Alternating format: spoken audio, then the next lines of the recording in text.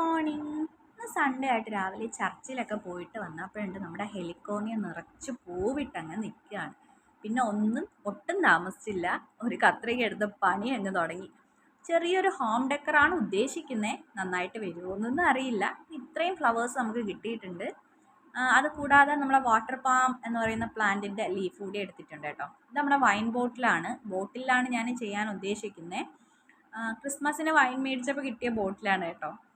ഈ ലീഫ് അതിലോട്ട് ഇട്ടിട്ട് സെറ്റ് ആവുന്നുണ്ടായിരുന്നില്ല. ചെറിയ ബോട്ടിൽ ഇട്ടപ്പോൾ ആ ഫാനിൻ്റെ കാറ്റ് കൊണ്ട് നിന്ന് കറങ്ങുന്നുണ്ട്.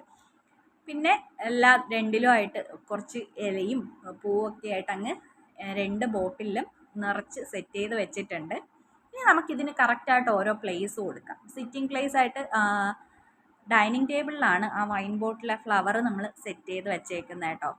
ഈ കുഞ്ഞു ബോട്ടിൽ നമ്മൾ എവിടെ സെറ്റ് ചെയ്യാമെന്ന് ഇങ്ങനെ ആലോചിച്ചിരുന്നപ്പോഴാണ് വാഷ് ഏരിയയിൽ വെച്ചാലോ എന്നൊരു ആലോചന വന്നത്. അങ്ങനെ അവിടെയാണ് ഇത് സെറ്റ് ചെയ്തിരിക്കുന്നത്. അപ്പോൾ ഇത്രയേ ഉള്ളൂ. Have A nice day.